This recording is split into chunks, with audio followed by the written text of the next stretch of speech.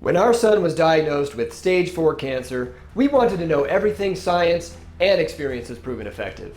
What we found was a lot more than we were shown at the hospital. With so many highly educated, seasoned professionals operating outside the bounds of conventional medicine, it just didn't make sense to limit ourselves when the stakes were that high. This approach paid off, and now we're bringing the information to you. Wisdom from the top integrative and holistic cancer doctors and healers around the world, all in one place. Because you deserve true answers to cancer. It's time for a revolution against one-size-fits-all medicine, a revolution that takes us back around to the old ways of healing and forward to the new. That revolution starts right here. When it comes to reversing or preventing cancer, this is where you come for the best of the best. I'm Ryan Sternagel of the Stern Method, and this is the Anti-Cancer Revolution. Hey there, it's Ryan, and this episode is highlights from our Going Integrative Plus community calls, where real people get to ask the top holistic cancer doctors in the world anything they want, each and every week.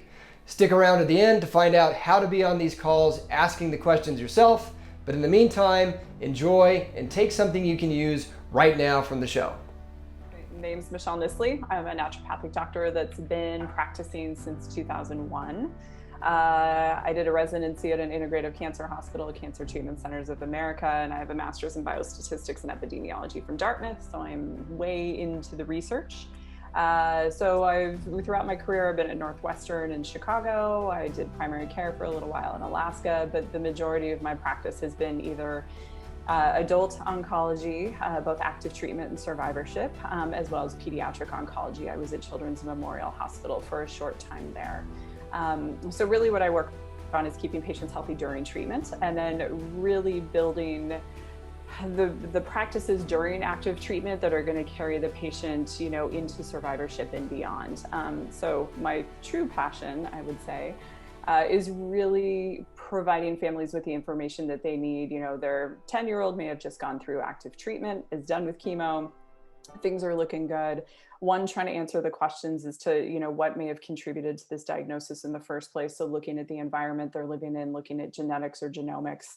And then moving forward, how can we keep these patients healthy? Because a lot of the survivorship data that is out there for pediatrics shows that instead of pediatric cancer survivors getting high blood pressure, diabetes, osteoporosis, things that start to impact people when they're, say, 50, 60 years old, those start to impact pediatric cancer survivors at a younger age, say 30 or 40. So really trying to figure out how to message to active patients and then beyond how to keep yourself healthy moving forward. Thoughts on taking a break from supplements or rotation every month? So as far as active treatment is concerned, normally with active treatment, sometimes there come natural breaks. If the patient's having a hard day, maybe they're not so hungry, there's some nausea, there's some diarrhea, it's a chemo day and they're taking a ton of medications anyway, and they're a little bit overwhelmed. I think sometimes those breaks happen naturally when a patient's on active treatment. My recommendation for active treatment is to try and stay on the supplements as much as you can every day. For example, if a patient's receiving adriamycin chemotherapy, you want to make sure that we're protecting the heart, right, with either CoQ10 or with the amino acid L-carnitine.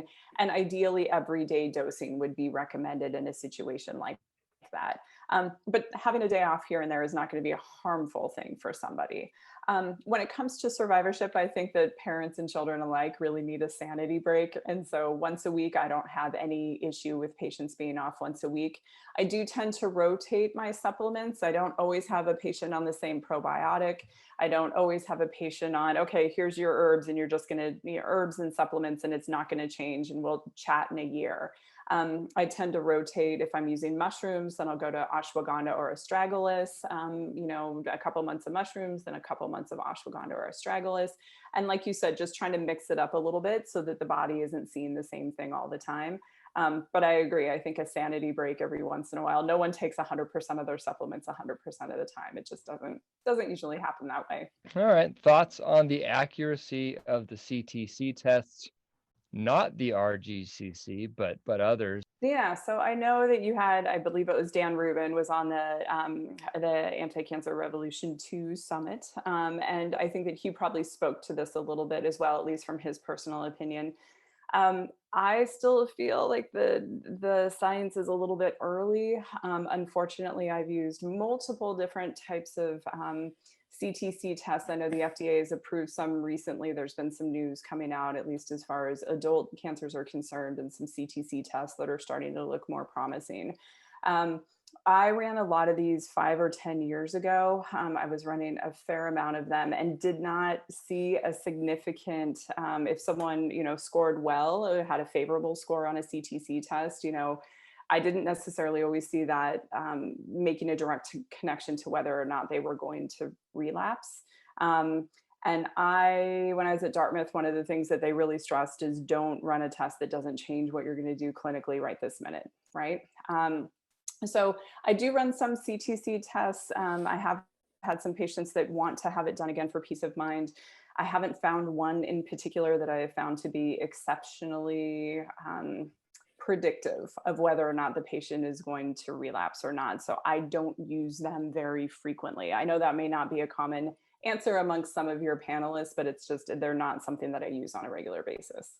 Whether you're asking about genetic testing or gut microbiome testing or CTC testing or ctDNA testing, it's you get some people that live and die by those things, and other people that just prefer to go off of symptoms and functionality, and so it's Yeah, and to your point, I mean, you mentioned genomics. I know that's, one of the questions that's coming up too, talking about the microbiome. Those are absolutely tests that I do, because those are things that, I think the genomics are incredibly important. If someone has a methylation defect, they have an issue with absorbing and utilizing vitamin B12. They have trouble with folate. They have trouble with glutathione. They have trouble with something called superoxide dismutase 2, SOD2, and that whole family. ENOS. I mean, there's a ton of genomic nutrigenomics, but there's a lot that you can do from a dietary and lifestyle standpoint that will really influence how your genes act. And so I think that those tests are invaluable, and I do those all the time with my patients. GI testing, looking at stool, looking at microbiome. When you think of, there's many, many more. I think is it 40 to 1 or even higher than that. For every one of our cells that makes up our body, it's over 40 bacteria are present in our digestive tract. I mean, the microbiome is just crazy. And it controls immunity, it controls mood, it controls inflammatory response to different things. The microbiome is not, digestive tract in general is not just something that you consume food, it gets broken down, it goes to where it needs to go. I mean, it's much more complicated than that. So as far as some of those other tests that you were speaking of, the genomics I run on everybody from a survivorship standpoint.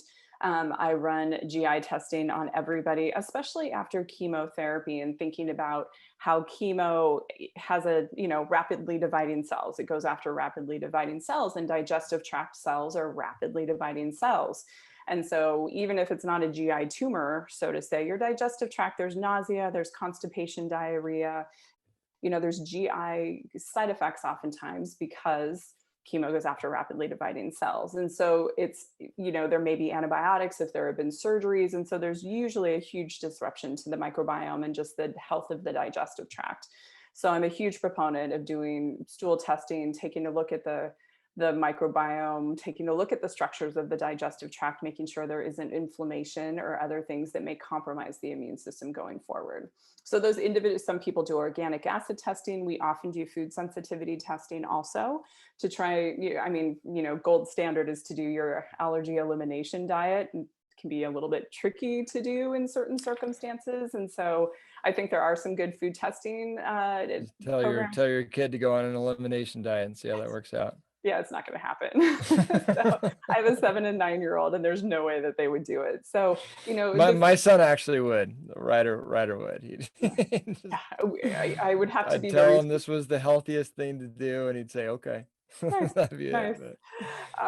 But sometimes the food sensitivity testing, I mean, as you probably know, IgG testing tests for delayed hypersensitivity reactions, where IgE can be more immediate hypersensitivity reactions.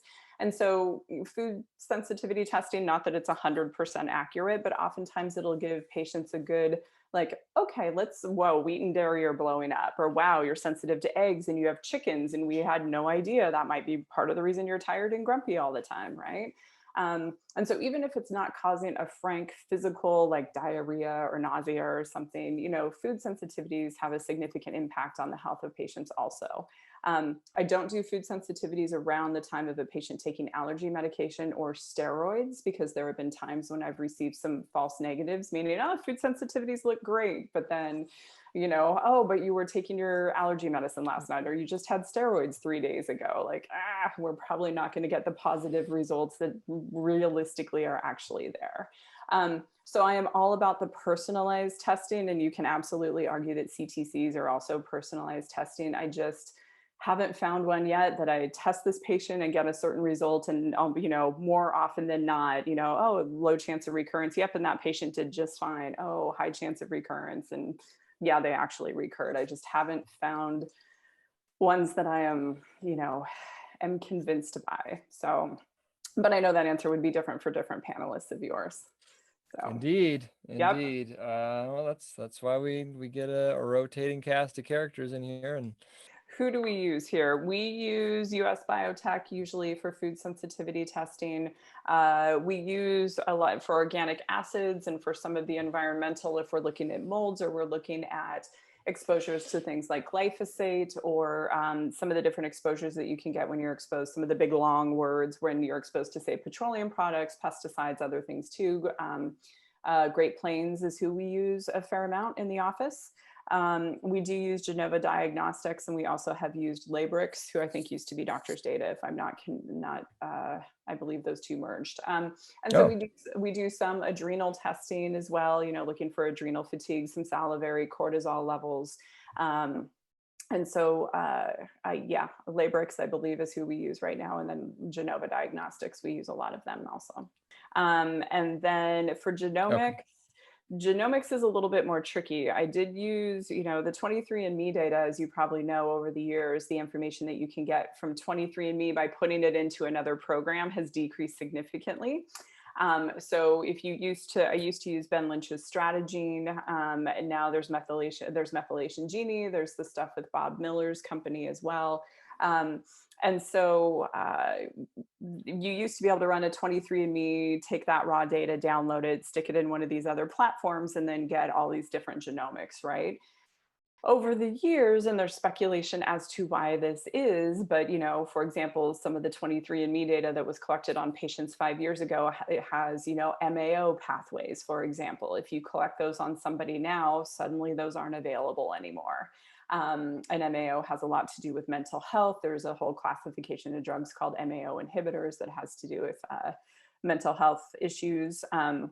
So I know a lot of people are going away from having somebody bring in their, getting the 23andMe data and then putting it into this other profile. I know Ben Lynch's Stratagene company just launched their own saliva collection. You send it back to their lab that they're using, and they will give you a completed report. So there's several companies out there that provide good products. Dr. Jason Harmon mentioned color.com. Yeah, I've had patients, I don't use it frequently, but I have had patients bring in reports from other providers, and I have found it beneficial. It's just not something I've worked into my rotation yet. And I actually used to work at Jason Harmon's clinic way back in 2007, 2008. So that's actually a topic that I'm still trying to get my mind around myself. Yeah. And it's changing all the time, and which one's the best, and yeah, is this company going to give your information to the government for nefarious purposes? And right.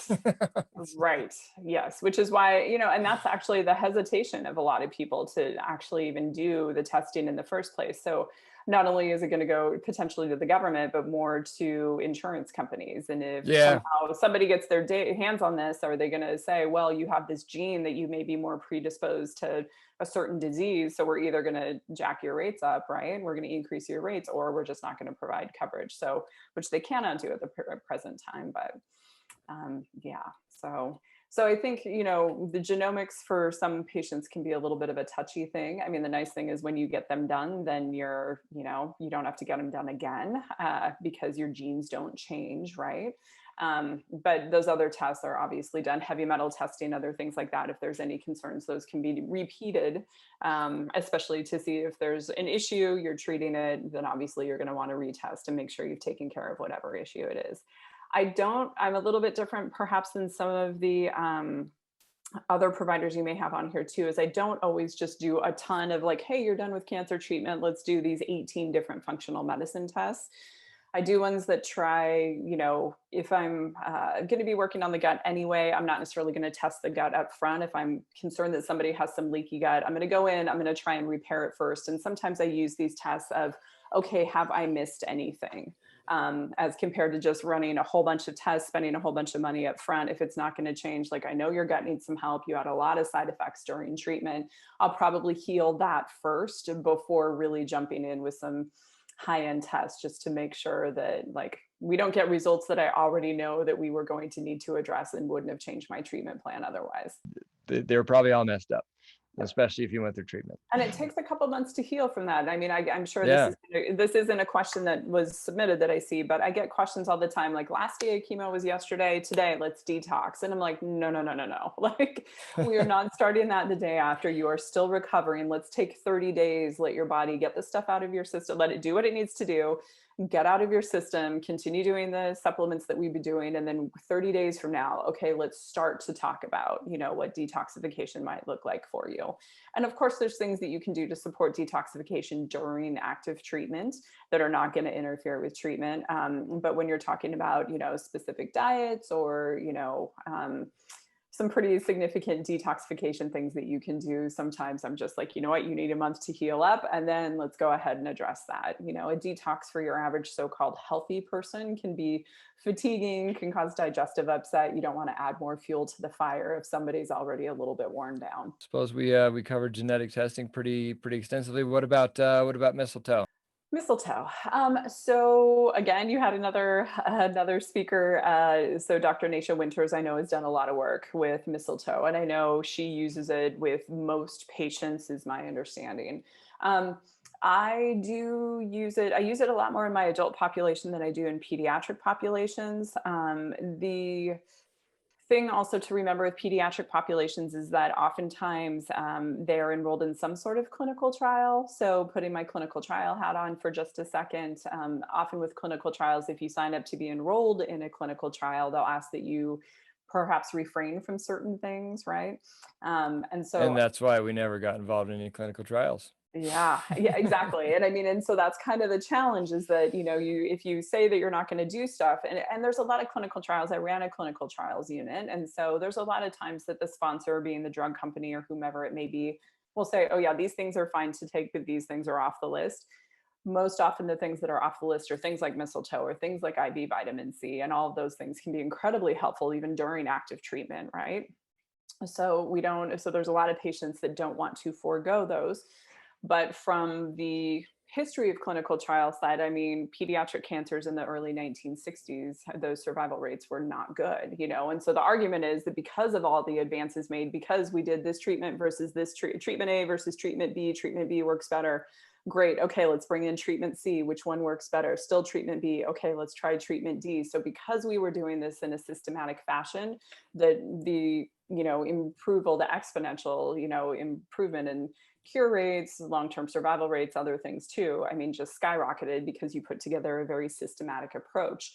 So pediatric oncology is steeped in clinical trials. And so often oral therapies will go fine, especially vitamins, CoQ10, L-carnitine, amino acids, protein powders. Often there won't be too much pushback on that. It's usually the herbs that they're concerned about. It's usually the IV therapies or subcutaneous therapies. And so mistletoe ends up falling in there, right? After treatment, I think there's absolutely a role for it. I just know, given the fact that a lot of pediatric patients are enrolled in clinical trials, mistletoe isn't something I usually see used during active treatment for kids. In terms of there's a lot of leukemia. Mhm. Leukemia is a very common cancer. Right. Eh, they're frustrated that most of the talk that they hear about cancer is about, solid tumor based cancers, and they're not sure how it translates over. Sure. That's kind of the first part of the question is, how much can you take from a solid tumor? Mm. Anybody talking about tumor stuff, how much can you translate that over to a blood cancer? And then the second part of the question is about, immune system specific stuff, because everyone talks about boosting the immune system and modulating the immune system and all that stuff. But when you're talking about, something, a cancer that involves the immune system. So how much can you extrapolate from the adult data to pediatric data? So from solid tumor to hematologic, right? I mean, even within the adult space, I think it's somewhat challenging to extrapolate. You can extrapolate data as far as a chemo. I mean, adriamycin is given for example, for breast cancer. It's also obviously given for ALL, right? We know about the cardiotoxicity potential of adriamycin, not only in the adult population that has a higher cardiac risk if they've received it, but then when you look at pediatrics, that's something that the survivorship groups have looked at over time and have found that, yeah, you need to follow up with a cardiologist, right? And make sure things are staying nice and healthy. So I think as far as risk factors are concerned, I think that the risk factors or potential consequences that require long-term follow-up, I think those things are extrapolated pretty nicely when you're talking about the same drug. The same drug in whatever population is going to likely cause similar issues, right? So cardiac issues potentially in a female with breast cancer who's 60, also the potential cardiac issues in a pediatric patient who's 10, who's getting adriamycin for ALL. The thing they have in common is the drug, right? Adriamycin. So the same drug given to whomever is going to have the same potential, side effects right this minute, and then also potential issues long term. When you're talking about supplements or diet or what works well in prostate cancer versus breast cancer, even in an adult population, you can't necessarily extrapolate from one cell, oh, this works well in breast cancer, so it must work well in prostate. That's actually, from an adult perspective, that's completely the opposite. What you give for breast cancer is very different than what you give for prostate. And even with the pediatric solid tumors, you're talking brain tumors, you're talking bone tumors, you can't necessarily extrapolate, oh, well, this worked well for this Ewing sarcoma, so it must work well for ALL also, right? And so the different, it's almost like having a big family, the Joneses, right? You have this big family and they all kind of have the same last name, but you know that all the siblings and the cousins and everything, everybody is very different. So even though it may fall under the heading of cancer, the cancers do act very differently. And I think extrapolating sometimes can be a little bit challenging. That being said, I do believe that, some of the data that you can extrapolate from, say, adult data showing that the Mediterranean diet is a great diet, right? Or trending Mediterranean, sometimes trending ketogenic, looking at those types of diets. Is that something that we can attempt in pediatric populations and also get great benefit from? Absolutely. As you know, children are not studied as much as adults when it comes to some more of the lifestyle. So looking at supplements, looking at diet, looking at the impact of exercise, the information just isn't there. So I think that we do need to, be very conscious of not saying, well, it's good for this type of cancer, it must be good for that type of cancer. When you go up and you do searches on PubMed and other things, I mean, you can see that curcumin is really, really helpful in this cancer and maybe not so helpful in this cancer, right? So can't always extrapolate. And then immune system specific recommendations. That is obviously a big controversy. The thing that I like to look at is while patients are on active chemo, if there's something that could potentially interfere, so I'm going to answer the question that you asked in just a second, because the question that I get a lot is this looks like it may interfere. Is there any way, but I really think this herb is going to be good, or this herb really provides a lot of benefit. Can I go ahead and take this during chemo? It's just a theoretical concern. Like, can I just take it anyway? And maybe not tell my oncologist, right? So the thing that I recommend, obviously, is full disclosure as best you can with your oncologist. And then also just being aware of what's called a half-life and how chemo is only in your system for a certain amount of time. So if somebody is getting, say, chemo 1 week on and 2 weeks off, usually most chemotherapies are out of your system within a week. So if there's anything that could potentially interfere, Oftentimes you can take it during week 2 and week 3. So that's a question that I get a lot, is that if somebody's really having an issue with their oncologist not wanting them to take anything on the day that they're getting active chemo, that you can usually space it out a little bit like that. As far as immune system stimulation, I think not trying to stimulate those cells during the week of chemotherapy makes some sense. But if somebody does want to provide some support to the immune system, I think that there's ways that we can kind of pulse it and not be giving. I don't usually give mushroom extracts during chemotherapy to patients with leukemias and lymphomas. Normally, I'll use things a little bit more like astragalus. I'll use things like ashwagandha. I'll use things like vitamin D, which are incredibly supportive to the immune system. I'll actually use high dose vitamin A if somebody is coming down with a cold or a flu. Vitamin A boosts the part of the immune system called secretory IgA, and it is also very antiviral. So excellent if someone has some sniffles or something coming on, giving a little bit higher dose vitamin A can be a very good thing, very helpful thing. Vitamin C, obviously, elderberry extracts. I mean, there's a lot of different herbal extracts that you can use too. I think mushrooms have been the one that people are a little bit more hesitant about.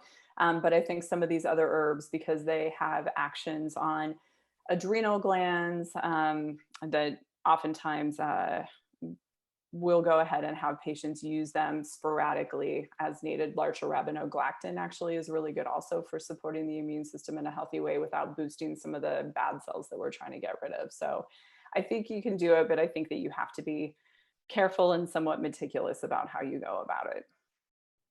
And I think that there are ways to take things, like I said, instead of just mushroom extracts, like, hey, let's get vitamin D in there first, right? We're going to support the immune system and we're going to normalize blood sugar levels. We're going to fight fatigue. We're going to be doing things that are excellent for bone health, and patients are getting steroids anyway. So you're going to want to go ahead and support bone health by giving vitamin D, right? And so trying to find the things that, yes, have an impact on the immune system, but really also cascade down into covering a lot of other, probiotics. Those also benefit the immune system, but they benefit the digestive tract as well. So trying to use things that are multifactorial is usually where I go. Work with your qualified naturopathic doctor. Yeah, long story short, yes, long story short. Got a couple neuroblastoma questions. Okay. Neuroblastoma and polyamines. Polyamines, yeah. How seriously do you take that as far as the recommendation to avoid them? So I'm going to throw that back at you. What has your experience been? When you were going through this, It's something that usually typically gets recommended for the high risk INMIC amplified, and that's actually the second part of the question, is the high risk kids. Yep. It was never, we were intermediate risk, we were not INMIC amplified, so Yep. nobody really made a big deal about it. I only found out about it actually kind of later, just through doing my own research. Sure. But Ryder was already doing so well that Yeah. it just kept doing well. So it wasn't something we ever did, but yeah, I do, when it comes to like things like methionine or something like that, there's a lot of research around. You should probably avoid methionine. And so that's why it does kind of make me think maybe that should be taken seriously for, for high risk kids, but yeah, absolutely, for high risk and intermediate. So trying to present the information, even if someone is intermediate risk, letting them know that, hey, this may be something that you should be aware of. I think the challenge that families run into also is, here's the 85 things that we could do, right? And so it's absolutely on the list. As far as high risk is concerned, it would be much higher on the list for those patients. And it's something that we absolutely have conversations about and strategize about. Intermediate risk, I think that there is a little bit of a question, like you said, especially if somebody's doing well. But I think, 10 years ago, I wouldn't have put it as high on the priority list. I do think it is something that is moving up. Really? Yeah. Good to know. Second part of the question was probably from a high risk family, was INMIC. There's you get told there's nothing you can do but blast away every last cell. What is there anything more from an integrative naturopathic perspective that you do to support these kids? Well, I mean, that's probably a whole conversation right there. You know, I mean, all I can say, I don't know if I can necessarily answer that specifically. I mean, as far as providing the kind of support that I would provide, you know, the types of information for every family that has a high risk child. I mean, there's cases where patients do incredibly well and patients who sometimes that doesn't happen, right? And so I think providing the family with the best information that we can, and really, you know, the higher risk that you are, really doubling down on all of the integrative therapies that you can incorporate. And trying to keep your child as healthy as possible during treatment. Sorry about that. Trying to keep your child as healthy as possible during treatment, you know, exploring some of these other integrative therapies. I mean, I would probably, you know, high dose vitamin C is something that often, you know, some of the IV therapies and some other things too would be things that I would definitely be considering for these patients. I will add, I had found some research on genistein, down regulating that expression. Yes. It was just a couple studies, but Yeah. Yep. That is correct. That is correct. So genistein, as you know, it comes from soy, right? And so there's other things that genistein comes from as well. But genistein is something that has had a lot of research, behind a couple studies here, but there's research across other types of cancers too, showing that genistein can be very beneficial. very good. Again, I think every child who is undergoing treatment, you know, sometimes cancer is the only thing they're dealing with. Sometimes there's also allergies and digestive issues and other things too. And if they don't have those things going into cancer treatment, obviously, you know, some of the symptomatic stuff that you run into when you're going through treatment can be really well managed, very well managed by having a really great integrative team around you. So I just suggest amassing your team and not just relying on one person to go ahead and give you all the information. I mean, Ryan, I think the work that you're doing is so great, getting the word out about different things that wouldn't even be on the radar for a lot of people if they weren't aware of what you were doing. So thank you for all you're doing as well. Well, very cool. Dr. Michelle Niesley, thank you so much for your time. Thank you for having me. And again, this episode was highlights from one of our Going Integrative Plus Q&A calls, where we get a top holistic cancer doctor on a call once a week, and our members get to ask whatever it is they're currently trying to figure out. If you would like to hear the rest of the 2-hour call, along with over 100 other calls we've done, along with the recordings, notes, and slides from our entire first and second Anti-Cancer Revolution online conference events, and most importantly, the ability to ask the doctors and healers featured on our events and community calls anything you want yourself directly. That's what you get with Going Integrative Plus. This is the resource and community my wife and I would have given anything for when we were going through cancer with our son. Each and every week, we get one of the top holistic and integrative cancer doctors on a call, and you get to ask them anything you want yourself. Listening to this podcast for your health is amazing. But getting to be the one asking the questions yourself about whatever you're currently trying to figure out dramatically shortcuts the learning curve and helps you make more right decisions faster and avoid the wrong ones. Again, you also get every past call we've ever done, which is hundreds of hours of content that's all transcribed, timestamped, and searchable, so you can see what all of our experts have said about any particular topic, which is a very nice antidote to how hard it's become to find good natural health information pertaining to cancer online these days. Huge discounts on all of our favorite supplements and devices, and maybe most importantly, a great community of people who are all on the same page with holistic healing. It is the absolute most valuable thing for someone serious about either preventing or reversing cancer we could imagine, which is why we made it. You can check it all out and become a part of it at goingintegrativeplus.com if you feel like this would be a helpful thing for you. And always remember, if you are going through cancer or anything else you'd rather not be, just keep going. God bless and Godspeed, and we'll see you on the next one.